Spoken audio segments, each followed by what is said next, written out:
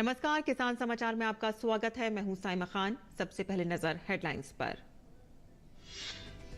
प्रधानमंत्री ने बृहस्पतिवार को मध्य प्रदेश को दिया लगभग 12,600 करोड़ की परियोजनाओं का उपहार। कहा कि किसानों के बेहतरी के लिए सरकार कर रही है काम। यूरिया के बढ़े हुए दाम का किसानों पर नहीं पड़ने दिया बोझ।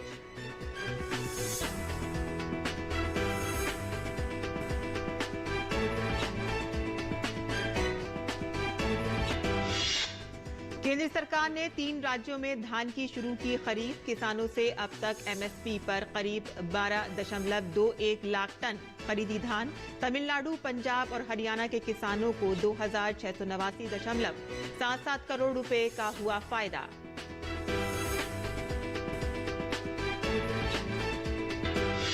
केंद्रीय मंत्री नरेंद्र सिंह तोमर की पहल पर मध्य प्रदेश मुरैना में खुलेगा हॉर्टिकल्चर कॉलेज। वित्त मंत्रालय ने दी मंजूरी। राज्य सरकार से भूमि भी आवंटित। हॉर्टिकल्चर संबंधी अनुसंधान कार्यों को भी मिलेगी गति।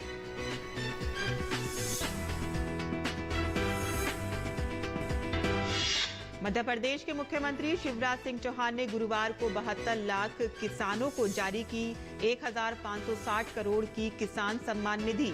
4,30,000 पट्टों के वितरण और 1,117 करोड़ से अधिक के 127 विकास कार्यों का हुआ लोकार्पण और भूमि पूजन।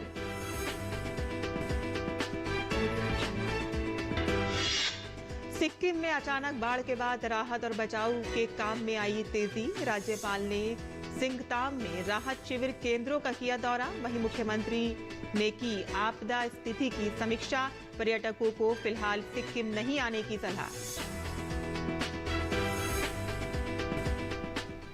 और अब समाचार विस्तार से। प्रधानमंत्री नरेंद्र मोदी ने बृहस्पतिवार को मध्य प्रदेश को 12,600 करोड़ रुपए से अधिक की विकास परियोजनाओं की सौगात दी है। पीएम मोदी ने जबलपुर में आयोजित एक समारोह के दौरान इन परियोजनाओं का शुभारंभ और शिलान्यास किया। ये परियोजनाएं सड़क, रेल, गैस पाइपलाइन, आवास और स्वच्छ पेयजल से जुड़ी हुई हैं। प्रधानमंत्री ने इंदौर में लाइट हाउस प्रोजेक्ट के तहत निर्मित 1,000 से अधिक घरों का भी उद्घाटन किया। प्रधानमंत्री ने कहा कि केंद्र सरकार ने यूरिया के बढ़े हुए दाम का किसानों पर बोझ बढ़ने नहीं दिया।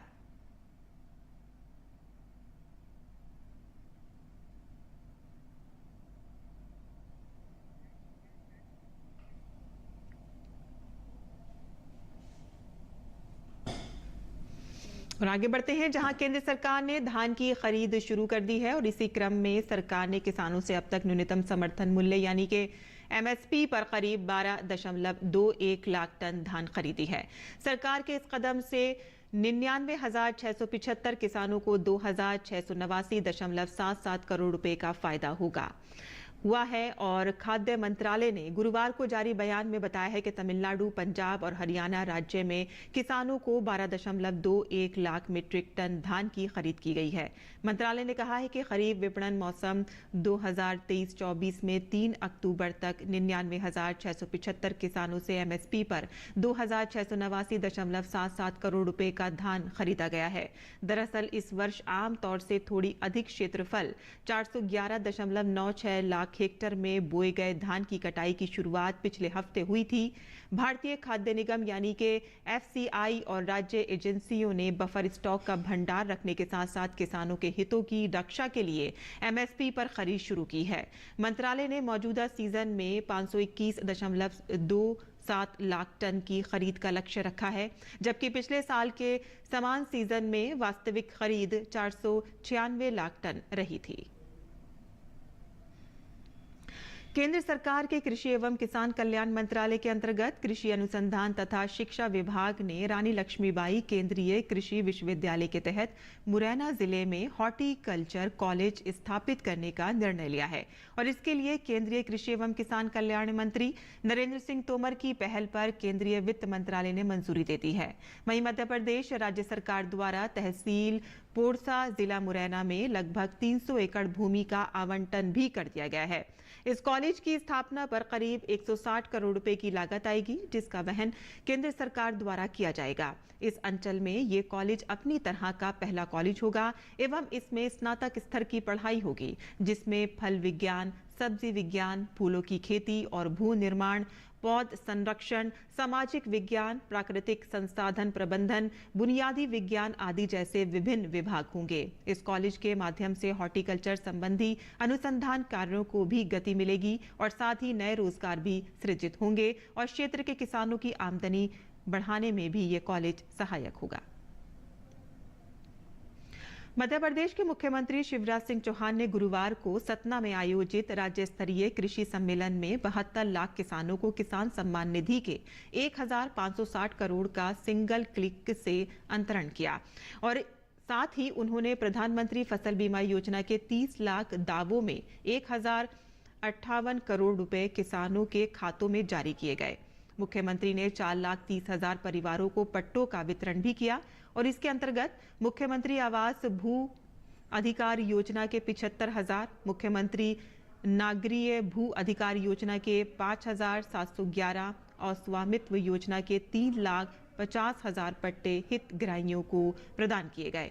मुख्यमंत्री ने 1,117 करोड़ 58 लाख की लागत के 127 विकास कार्यों का लोकार्पण और भूमि पूजन किया और इसी के अंतर्गत 959 करोड़ 37 लाख रुपए के 40 कार्यों का भूमि पूजन किया गया तथा 157 करोड़ 84 लाख से अधिक के लागत के 87 करोड़ विकास कार्यों का लोकार्पण भी किया गया। मुख्यमंत्री ने कहा कि विकास और जन कल्याण के लिए हमारी सरकार संकल्पबद्ध है और इस प्रतिबद्धता के परिणाम स्वरूप हमने विकास गतिविधियों में कभी पैसे की कमी को आड़े नहीं आने दिया।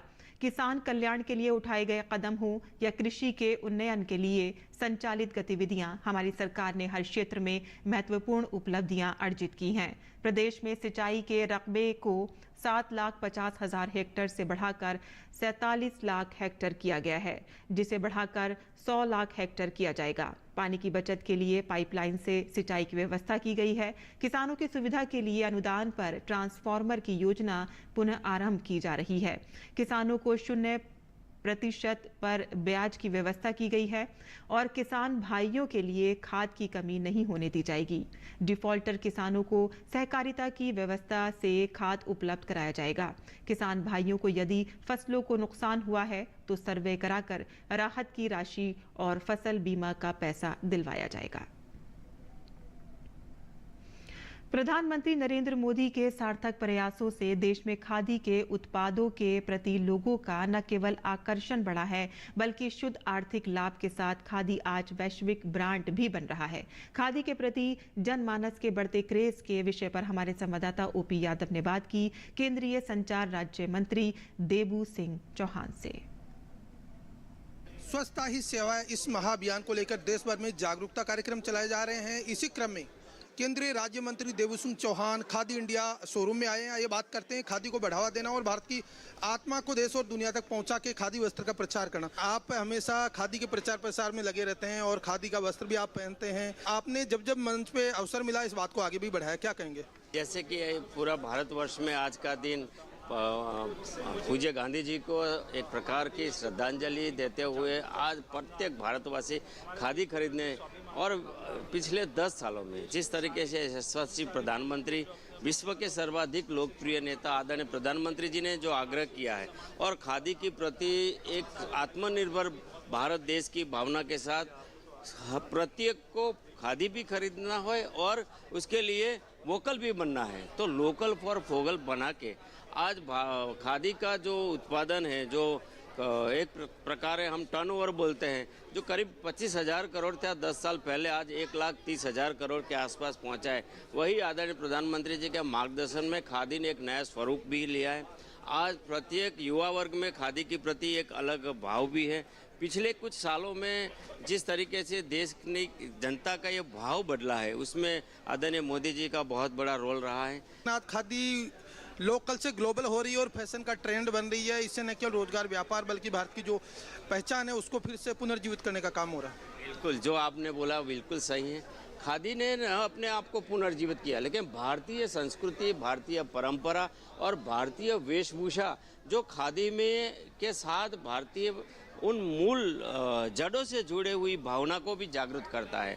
आज जो खादी के प्रति हमारी भावना बदली है, उसी में खादी का अपने आप का एक नया स्वरूप भी इतना में था, क्योंकि पहले खादी को आउटडेटेड या फैशन से बाहर लोग समझते थे, लेकिन खादी के इस व्यवसाय में लेटेस्ट फैशन के साथ आज हर कोई फैशन जो चाहता है वो सारी खादी वस्त्र में उपलब्ध है। इसका भी बहुत बड़ा रोल रहा है। प्रधानमंत्री जी ने जो खादी से जुड़े कामगार है, वीवर्स है, उनको न केवल प्रोत्साहन दिया है बल्कि कई तरह की योजनाएं चलाई है जिससे ग्रामीण क्षेत्र में रोजगार, कारोबार और व्यापार की संभावनाएं बढ़ी है। किस तरह देखते हैं? आज तो उस उद्योग, खादी उद्योग से दुनिया भर के मार्केट में आज खादी आप उपलब्ध है। आप कहीं विदेश में जाओगे तो ऐसा कोई स्टॉल नहीं होगा जहां हमारे देश की खादी उपलब्ध नहीं होगी। तो हमारा ये लोकल मैन्युफैक्चरिंग आज देश विदेश में है और अद्यतन रंग रूप में है। तो इसका बहुत बड़ा फ़ायदा जो गरीब लोग इस खादी से कामकाज से जुड़े हैं, जो विश्वकर्मा लोग हैं, उनके साथ आदरणीय प्रधानमंत्री जी ने सेल्फ हेल्प ग्रुप की महिला के लिए विश्वकर्मा योजना भी लाए हैं और भी कई योजनाएं हैं जो खादी से जुड़े इन परिवारजनों को हेल्प करती हैं। तो ये थे केंद्रीय राज्य मंत्री देवू सिंह चौहान, जिनका मानना है कि खादी न केवल वस्त्र है बल्कि ये भारत की पहचान है। न केवल ये लोकल से ग्लोबल हो रही है बल्कि रोजगार, व्यापार और कारोबार की संभावनाओं का बहुत बड़ा जरिया भी बन रही है। मेरे से कैमरामैन विक्की और कुमार दत्ता के साथ में OP Yadav, DD news, Delhi. और केंद्रीय कृषि एवं किसान कल्याण मंत्रालय के संयुक्त सचिव अजीत कुमार साहू के नेतृत्व में 10 सदस्यीय अंतर मंत्रालयी केंद्रीय टीम सूखे की स्थिति का आकलन करने के लिए गुरुवार से 4 दिवसीय दौरे पर कर्नाटक के 13 सूखा प्रभावित जिलों का दौरा करेगी। और इस पर बेंगलुरु से और जानकारी दे रही हैं हमारी संवाददाता आयशा खानम। कर्नाटक सरकार ने केंद्र सरकार से मदद मांगी है और कहा है कि इस समय कर्नाटक सरकार को तुरंत 6,000 करोड़ रुपए की राशि की जरूरत है, जिसके बाद केंद्र की ये टीम इन इलाकों का जायजा लेगी और एक रिपोर्ट तैयार करेगी। गौर करने वाली बात यह है कि एनडीआरएफ के नियमों के तहत कर्नाटक सरकार को करीब 4,000 करोड़ रुपए सूखाग्रस्त इलाकों में इस स्थिति से निपटने के लिए दिए जा सकते हैं, लेकिन सरकार मांग कर रही है 6,000 करोड़ रुपए की। देखा जाए तो कर्नाटक में ये सूखाग्रस्त इलाके जो है पहली बार यहाँ पर सूखा महसूस नहीं कर रहे हैं, क्योंकि पिछले 20 साल में करीब 11 बार इन इलाकों में सूखा घोषित किया गया था। तो सवाल यही उठता है कि क्या कर्नाटक सरकार को इस बात का एहसास नहीं था? इन इलाकों में इस तरह का सूखा होने की वजह से लोगों को परेशानी हो सकती है, किसानों को करोड़ों का नुकसान हो सकता है, क्योंकि अगस्त के महीने में ही ये अंदाजा लग चुका था कि कर्नाटक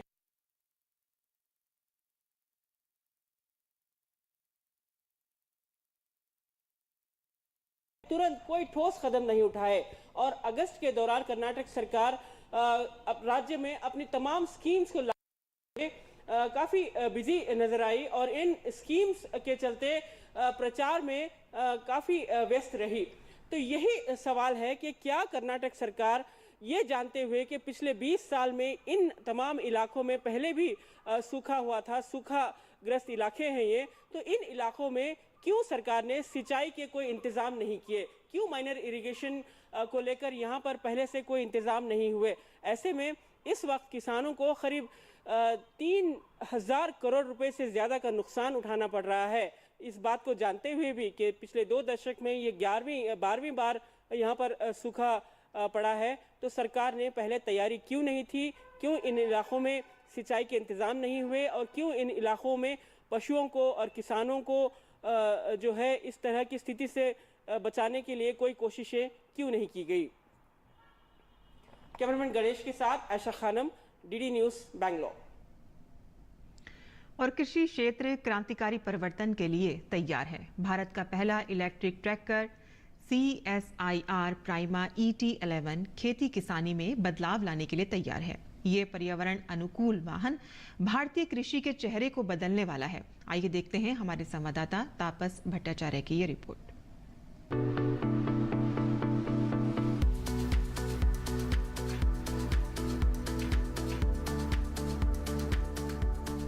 सब क्षेत्रों में ई वाहन अपनी बैठ बना रहे हैं। ऐसे में कृषि क्षेत्र इससे कैसे अछूता रह जाता? नवाचार की मिसाल पेश करते हुए CSIR CMERI दुर्गापुर ने कृषि क्षेत्र के लिए देश का पहला compact electric tractor CSIR prima ET11 पेश किया। ये इलेक्ट्रिक ट्रैक्टर भविष्य में होने वाली खेती में अहम भूमिका निभाने वाला है। Traditionally, tractor use diesel, thus contributing significantly to the environmental pollutions. Global carbon footprint reduction strategy necessitates rapid transition of this sector toward the electrification.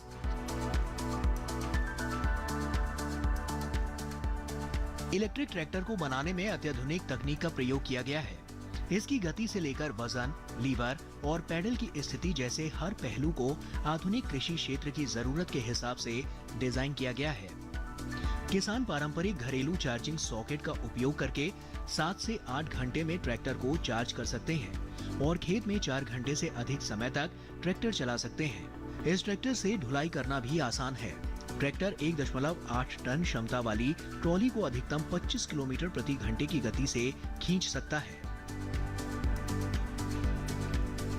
Another distinct features of the electric tractor is the V2L port. This means when tractor is not in operations, its battery power can be utilized for other secondary applications like pumping etc.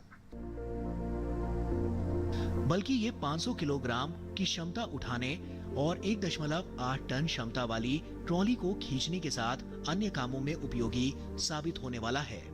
Electric tractor किसानों के लिए एक बहुत बड़ी सौगात बनके सामने आई है। हैदराबाद के एक कंपनी ने इसको कमर्शियल मैन्युफैक्चरिंग करने का फैसला लिया है और आशा करते हैं कि इससे इसका ऑपरेशनल कॉस्ट और पर्यावरण के लिए बहुत ही अनुकूल होने वाला है। खास तौर से इन किसानों के लिए एक ये वरदान साबित हो सकता है। कैमरा पर्सन नवीन के साथ मैं तापस भट्टाचार्य, दूरदर्शन समाचार, दिल्ली। और सिक्किम में बादल फटने की वजह से तीस्ता नदी में अचानक आई बाढ़ से 18 लोगों की मौत हो गई है। सिक्किम के मुख्य सचिव विजय भूषण पाठक ने कहा कि लाचेन और लाचुंग में लगभग 3000 लोग फंसे हुए हैं। सेना और वायु सेना के हेलीकॉप्टरों की मदद से सभी लोगों को निकाला जाएगा। रफ असेसमेंट जो हमारे चेक पोस्ट के डाटा से जो हमें अवेलेबल है, लगभग 3000 टूरिस्ट वहाँ लाचेन और लाचुंग में स्ट्रैंडेड हैं और इसके अलावा लगभग 700-800 ड्राइवर्स भी होंगे जिनकी गाड़ियाँ गई हुई हैं। लगभग उसमें 3000 में 150 लोग शायद मोटरसाइकिल से गए हैं। आर्मी और एयरफोर्स के हेलीकॉप्टर के थ्रू हम इवैक्यूएट करेंगे। जो लाचेन लाचुंग में लोग हैं, आर्मी ने अपनी कम्युनिकेशन लिंक जो उपलब्ध हैं अभी वॉइस ओवर इंटरनेट, उसके थ्रू उन लोगों के परिवार से उनकी बातचीत करा दी है, जिससे उनके परिवार को उनकी कुशलता के बारे में जानकारी मिल चुकी है। और वहीं सिक्किम के राज्यपाल लक्ष्मण प्रसाद आचार्य ने सिंगताम में राहत शिविर केंद्रों का दौरा किया। राज्यपाल ने अधिकारियों को प्रभावित लोगों को तत्काल सहायता प्रदान करने का निर्देश दिया। सिक्किम के राज्यपाल ने मुख्यमंत्री विवेकाधीन कोष में 10 लाख रुपए की राशि भी दान की।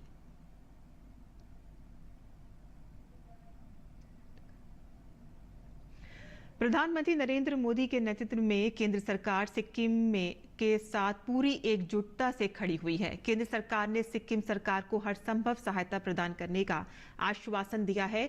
केंद्रीय गृह एवं सहकारिता मंत्री अमित शाह ने सिक्किम के प्रभावित लोगों को राहत उपाय प्रदान करने में मदद हेतु वर्ष 2023-24 के लिए राज्य आपदा मोचन निधि के केंद्रीय हिस्से के 44.80 करोड़ रुपए राशि की दोनों किस्तें जारी करने की मंजूरी दी और इसके अलावा ग्लेशियल लेक आउटबर्स्ट फ्लड के कारण राज्यों को हुई हानि का आकलन करने के लिए गृह मंत्रालय ने एक IMCT का गठन किया है जो प्रभावित क्षेत्रों का दौरा करेगी और इसके आकलन के आधार पर राज्य को अतिरिक्त केंद्रीय सहायता मंजूर की जाएगी। 4 अक्टूबर की सुबह बादल फटने, फ्लैश फ्लड की घटनाओं के कारण तीस्ता नदी के प्रवाह में अचानक हुई वृद्धि के कारण अनेक पुल, राष्ट्रीय राजमार्ग 10 के कुछ हिस्से चुंगथांग बांध बह गए और सिक्किम की नदी घाटी के ऊपरी इलाकों में कई छोटे शहर और कई बुनियादी ढांचा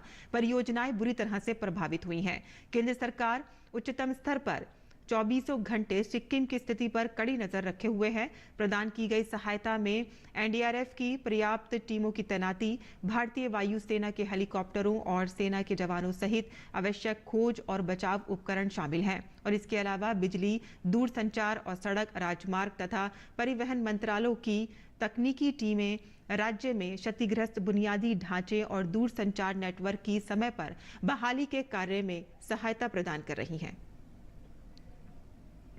और सिक्किम में अचानक आई बाढ़ के कारण सरकार ने पर्यटकों से राज्य में यात्रा न करने का आग्रह किया है। सरकार ने कहा है कि स्थिति सामान्य होने तक पर्यटक अपने यात्रा कार्यक्रम को स्थगित कर दें। राज्य प्रशासन ने बाढ़ प्रभावित मंगन जिले में फंसे लोगों से भी अनुरोध किया है कि वे घबराएं नहीं, क्योंकि संबंधित अधिकारी आज से निकासी प्रक्रिया शुरू करेंगे।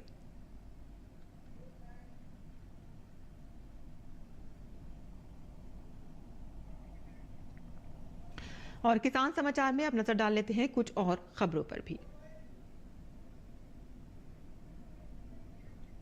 भाजपा नेता सुधांशु त्रिवेदी ने प्रेस वार्ता करके आम आदमी पार्टी पर साधा निशाना। उन्होंने कहा है कि अन्ना आंदोलन से राजनीति में प्रयोग और कट्टर ईमानदारी का दावा करने वाली राजनीतिक पार्टी का सच आज जनता के सामने आ गया है। सिक्किम में बादल फटने की वजह से तीस्ता नदी में अचानक आई बाढ़ के बाद सिक्किम सरकार ने पर्यटकों से राज्य में यात्रा न करने का आग्रह किया है। सरकार ने कहा है कि स्थिति सामान्य होने तक पर्यटक अपने यात्रा कार्यक्रम को स्थगित कर दें। केंद्रीय आवासन और शहरी कार्य मंत्री हरदीप सिंह पुरी ने कहा कि वर्ष 2014 से हमारे शहरों और कस्बों के बदलाव के लिए 18 लाख करोड़ रुपए से अधिक का निवेश किया गया। डॉक्टर जितेंद्र सिंह ने कहा कि भावी स्टार्टअप उपक्रमों और अन्य नए प्रौद्योगिकी प्रयासों में संसाधन उपलब्ध कराने में मुख्य सहायक बने उद्योग जगत। नौसेना कर्मियों को ऑफलाइन रूप में लेन देन करने की सुविधा प्रदान करने के लिए नौसेना और एसबीआई ने नैव कैश कार्ड लॉन्च किया है। केंद्रीय वित्त मंत्री निर्मला सीतारमण ने कहा है कि पिछले 23 वर्षों के दौरान 919 बिलियन अमेरिकी डॉलर के कुल प्रत्यक्ष विदेश निवेश में से 595.25 बिलियन अमेरिकी डॉलर बीते 9 वर्षों के दौरान आए हैं, जो कुल निवेश का 65% है। भारतीय रिजर्व बैंक ने कहा है कि बिना दावे वाली राशि के बारे में जानकारी देने वाले उद्गम पोर्टल से 30 बैंक जुड़ गए हैं और इससे लोगों को बिना दावे वाली राशि का पता लगाने के साथ उनके बारे में दावा करने में मदद मिलेगी। किसान समाचार में आज के लिए बस इतना ही। अनुमति दें। नमस्कार।